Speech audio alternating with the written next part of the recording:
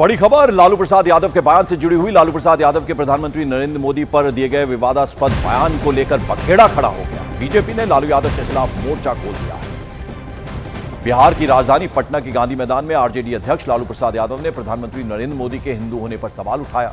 इंडी गठबंधन की जनविश्वास रैली में लालू प्रसाद यादव ने प्रधानमंत्री नरेंद्र मोदी पर आरोप लगाया कि उन्होंने अपनी मां के निधन पर बाल दाढ़ी क्यों नहीं कटवाई।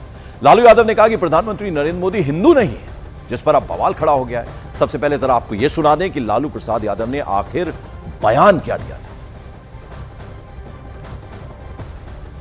बोलता कि परिवारवाद है, परिवार के लिए लोग लड़ रहे हैं। तुम्हारे पास परिवार नहीं है और तुम हिंदू भी नहीं है। तुम्हारी माता जी का जब अवसान हो गया तो हर हिंदू अपने मां के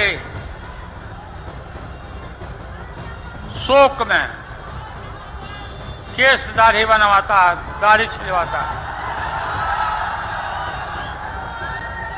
क्यों नहीं छिलवाया बताओ। पटना से चंद्रमोहन हमारे साथ जुड़ रहे। चंद्रमोहन, अब बीजेपी जो है हमलावर हो गई है, क्या कुछ रिएक्शंस आ रहे हैं?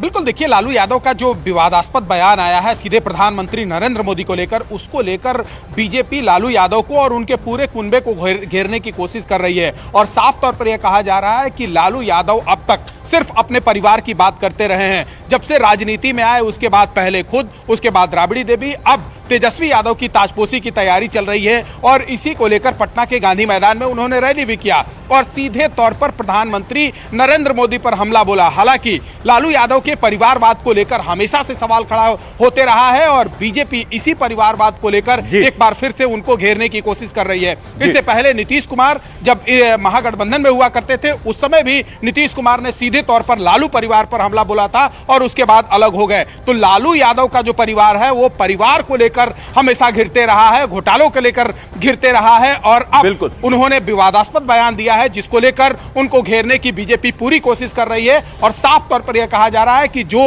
लालू यादव ने बयान दिया है, कहीं ना कहीं उनकी मानसिकता गड़बड़ हो गई है, मानसिकता में कोई गड़बड़ी आई है और यही वजह है कि न तो वो अपने पास रहने वाले लोगों को पहचान पाते हैं और न वो ठीक से अपनी आगे राजनीतिक भी बढ़ा पाते हैं। बीजेपी हमलावर हो गई। बीजेपी क्या कह रही है वो हम आपको बाद में सुनवाएंगे, लेकिन हर्षवर्धन जी पहले आपके पास में आना चाहूंगा। देखिए, ईडी बुलाए, सीबीआई बुलाए तो हेल्थ ग्राउंड्स दे दिए जाते हैं, बीमार हो जाते हैं, लेकिन रैली खूब करते हैं और जबान भी खूब फिसलती है और प्रधानमंत्री पर जब अटैक करते हैं, इससे हासिल क्या होता है? नहीं, मुझे लगता है कि लालू प्रसाद यादव जी शायद 2 दशक पहले में जी रहे हैं। उनको थोड़ा समझ में नहीं आ रहा है। अभी भी वो मजाक उड़ाकर राजनीति कर रहे हैं। पहले भी वो यही करते थे। दुर्भाग्य से हमारे मीडिया का एक बड़ा वर्ग रहा जो इस बात को लेकर लालू जी के बड़े वो मतलब जिसको कहें ना कि इसको दूसरे अंदाज में पेश करता रहा।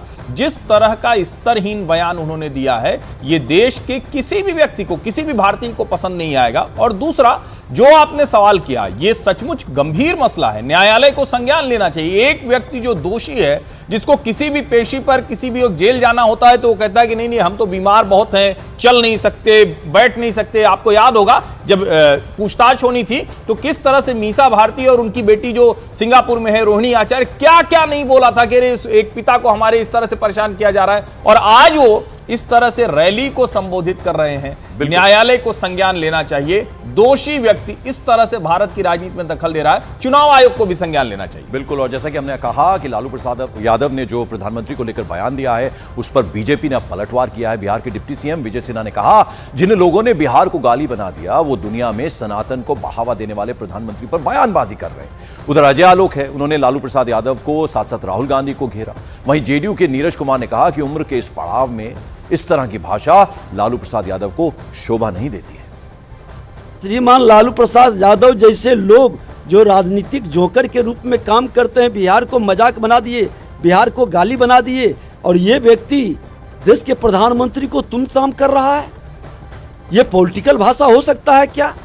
ये व्यक्ति देश के प्रधानमंत्री जो सनातन का गौरव है, अपने देश में नहीं दूसरे देश में, अरब कंट्री में भी सनातन को गौरव बढ़ाए, उसके बारे में ये सर्टिफिकेट देंगे। लालू यादव जी को लगता है बीमारी के साथ साथ आंख में मोतियाबिंद भी हो गया है, दिखाई कम देता है लगता है। अरे मंच पे राहुल गांधी बैठे हुए थे, नहीं दिखे? पारसी पिता ईसाई माता के पुत्र हिंदू नहीं हैं। राहुल गांधी दिखे नहीं है, पीएम मोदी दिख गए, जिसने 18 वर्ष 19 वर्ष की उम्र में संन्यास ले लिया था, परिवार का त्याग कर दिया था, सारे रिश्तों का त्याग कर दिया था। उनकी भाषा माननीय लालू प्रसाद जी आपको शोभा नहीं देता है। जीवन के अंतिम चरण में आप हैं।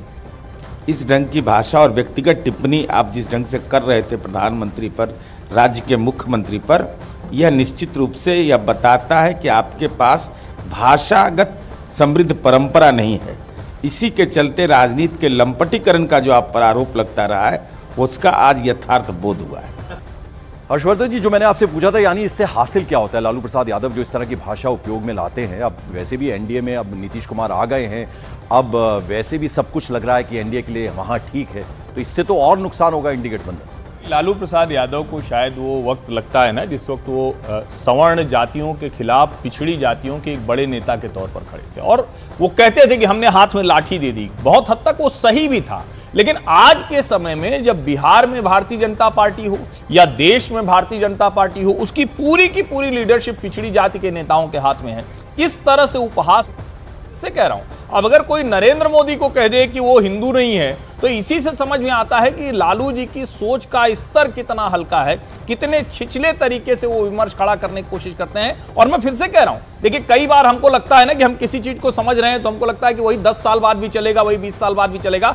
आज बिहार की ही जनता शायद उनके इस भाषण को पसंद नहीं कर रही होगी और उसकी प्रतिक्रिया उनकी पार्टी को भी नुकसान देगी। बिल्कुल, चलिए हम इस पर तो बात करेंगे। साथ ही साथ आपको बता दें, मॉर्निंग प्राइम में इस वक्त बड़ी खबर आ रही है उत्तर प्रदेश की राजधानी लखनऊ से। उत्तर प्रदेश के सीएम योगी आदित्यनाथ को बम से हमले की धमकी मिली है। पुलिस कंट्रोल रूम के सीयूजी नंबर पर धमकी भरा कॉल आया है।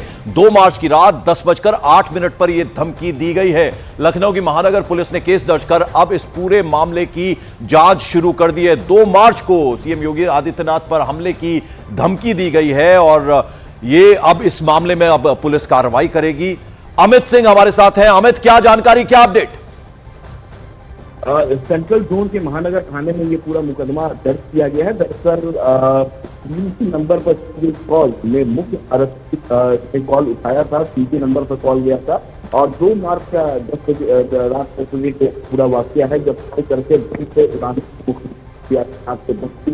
कैसे ही इधर से मुख्य आरक्षी। आपकी आवाज कुछ ठीक नहीं आ रही हम तक। हम आपसे बात करने की, वापस संपर्क करने की कोशिश करेंगे। तो आपको बता दें, योगी आदित्यनाथ पर हमले की धमकी दी गई है और बाकायदा ये फोन कर बम हमले की धमकी दी गई। पुलिस कंट्रोल रूम के सीयूजी नंबर पर यह धमकी भरा कॉल आया।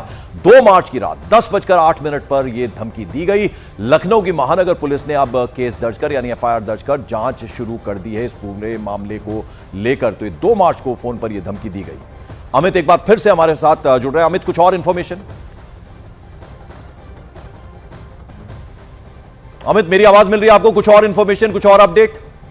देखिए पंकज, रात 10 बजे ये पूरा वाकया है जब सीयूजी नंबर पर कॉल करके मुख्यमंत्री योगी आदित्यनाथ पर हमले की बात कही गई है, बम से उड़ाने की धमकी दी गई है, जिसके बाद इधर से